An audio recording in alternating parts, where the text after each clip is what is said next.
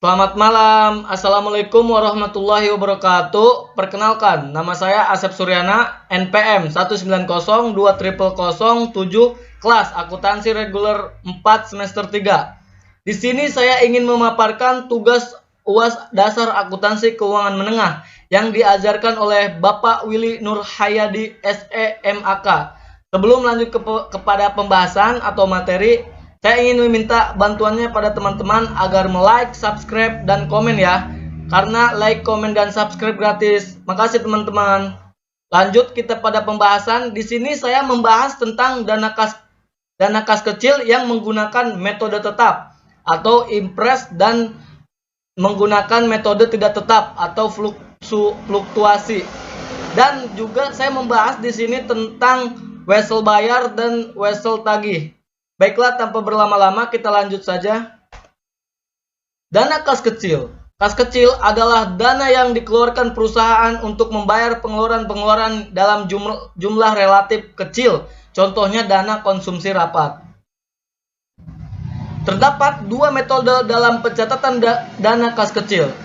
Yang pertama, metode tetap atau impres tadi ya, adalah manajemen kas yang dijalankan dengan menentukan jumlah dalam rekening kas kecil selalu tetap, yaitu sebesar cek yang diserahkan kepada kasir kecil untuk dana kas kecil. Dalam metode tetap, pengeluaran-pengeluaran kas kecil baru dicatat pada saat pengisian kembali. Yang kedua ada metode tidak tetap atau fluktuasi.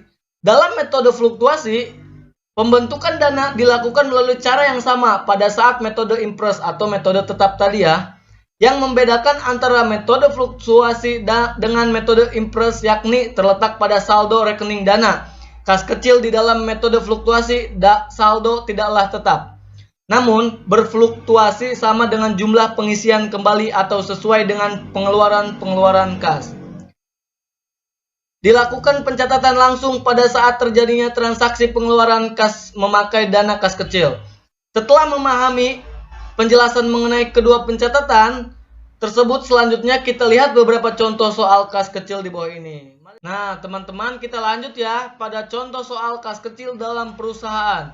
Contoh kasus 1 berikut adalah contoh soal kas kecil beserta jurnalnya. Lihat, pada tanggal 4 Desember 2018, diserahkan selembar cek sebesar 2 juta rupiah untuk membentuk kas kecil.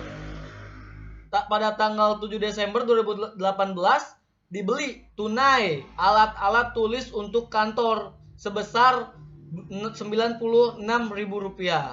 Dan pada tanggal 18 Desember 2018 dibayar biaya angkut sebesar Rp275.000. Dan pada tanggal 19 Desember 2018 dibayar uang makan untuk para karyawan yang lembur sebesar Rp150.000. Pada tanggal 22 Desember 2018 dibeli tunai peralatan kantor secara tunai senilai Rp70.000.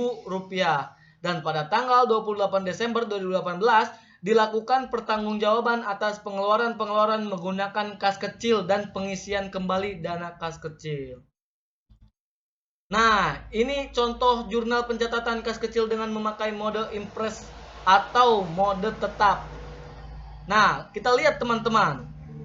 Pada tanggal 4 Desember 2018, dana kas kecil kita senilai 2 juta yang tadi itu. Pada nih yang ini nih. Pada kas itu adalah dana yang besar atau kas besar. Nah, kita masukkan di mana? Di kredit. Saat pengisian kembali dana kas kecil tanggal 28 Desember 2018 ada perlengkapan kantor, biaya angkut, uang makan, peralatan kantor. Dari mana ini? Dari yang ini nih.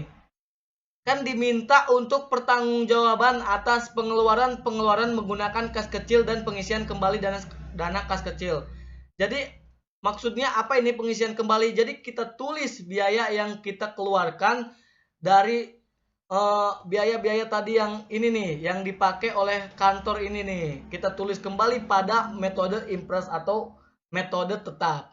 Kita lihat perlengkapan kantor senilai Rp96.000. Kita lihat di sini ada biaya kantor tunai alat tulis untuk kantor. Tunai berarti apa? Berarti dibayar oleh kas. Nah, kas. Nah, lanjut kepada biaya angkut senilai Rp275.000. Kita lihat lagi nih. Pada tanggal berapa biaya angkut? Pada tanggal 18 Desember 2018 dibayar biaya angkut sebesar Rp275.000. Lanjut. Nah, uang makan pada tanggal 28 Desember ya, ditulis semua ya. Senilai Rp150.000. Apa kita lihat pada tanggal berapa itu? Pada tanggal 19 Desember 2018 dibayar uang makan untuk para karyawan yang lembur senilai Rp150.000.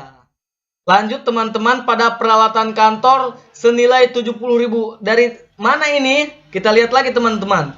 Dari tanggal 22 Desember 2018 dibeli tunai peralatan kantor secara tunai. Berarti kalau tunai itu cash ya semuanya. Nah, jadi semuanya ini dibayar cash atau tunai. Dari ambil mana ini, kas mana ini? Dari kas besar. Dengan total semuanya senilai 591. Oke, lanjut teman-teman. Selanjutnya ada metode fluktuasi atau metode tidak tetap. Di dalam metode fluktuasi, transaksi-transaksi yang ada di atas akan dicatat ke dalam buku kas kecil seperti berikut ini. Saat pembentukan dana kas kecil pada tanggal 4 Desember 2018, dana kas kecil masuk senilai Rp2 juta. Dari mana ini dana gini? Dari kas, yaitu kas besar. Jadi apa yang berkurang? Yang berkurang adalah kas besar senilai Rp2 juta. Kita lihat teman-teman, apakah benar pada tanggal 4 Desember? Nah, pada tanggal 4 Desember 2018 diserahkan selembar cek sebesar Rp2 juta untuk membentuk kas kecil. Kenapa kok nggak ada pengisian dana kas kecil kalau di metode tidak tetap? Karena metode tidak tetap itu tidak menuliskan semua rincian-rincian ini. Karena bersifatnya tidak tetap. Kalau ini masuk ke dalam pembukuan selanjutnya teman-teman. Baiklah, kita lanjut. Di sini ada wesel bayar dan wesel tagih. Wesel bayar adalah surat utang yang diterbitkan entitas atau perusahaan sebagai guna dalam membayar utang usaha yang telah jatuh tempo atau disebut juga orang yang mempunyai utang. Wesel bayar masuk ke dalam kelompok kewajiban atau liabilitas apabila lebih 1 tahun ke dalam kewajiban jangka panjang. Jika kurang dari 1 tahun masuk ke dalam kewajiban jangka pendek. Wesel tagih adalah catatan tagihan yang disertai janji tertulis kepada perusahaan lain yang akan membayar sejumlah nominal tertentu dan dalam jangka waktu tertentu atau disebut juga dengan orang yang mempunyai piutang. Piutang jadi mereka mempunyai hutang kepada kita atau biaya yang belum dibayar.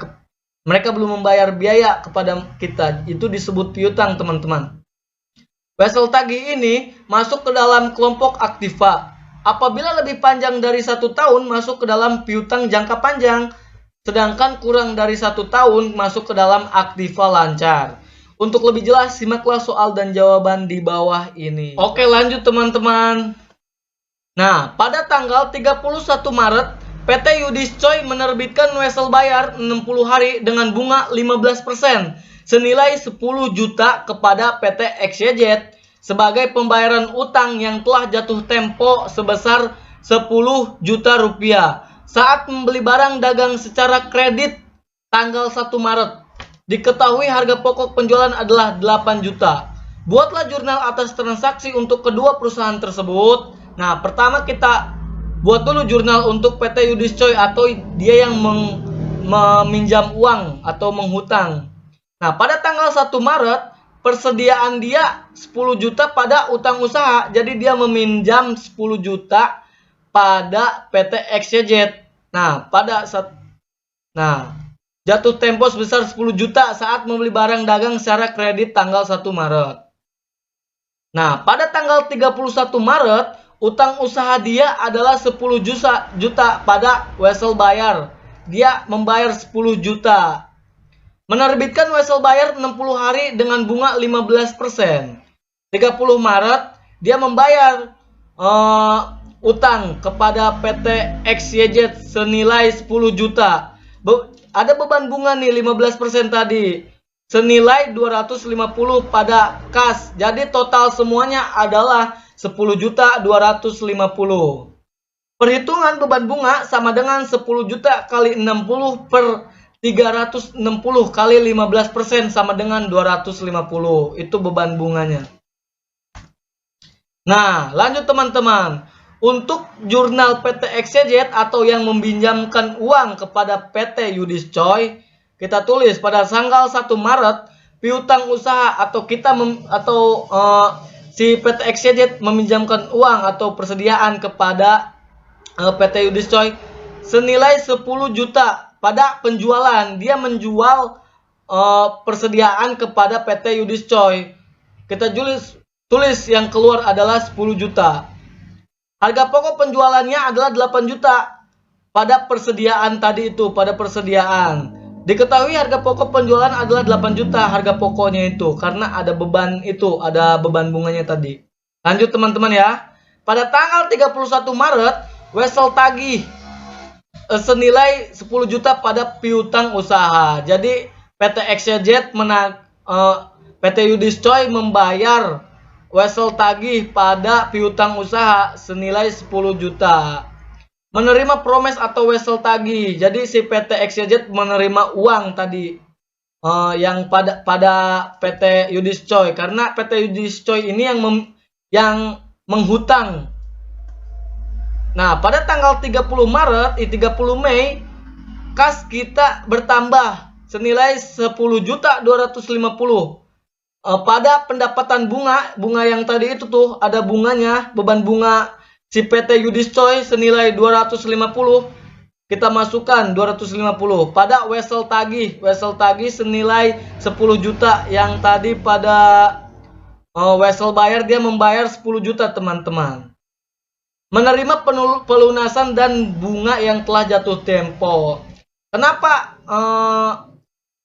semuanya hasilnya ada segini ya teman-teman, 10.250 karena si PT Yudhiscoy telat membayar.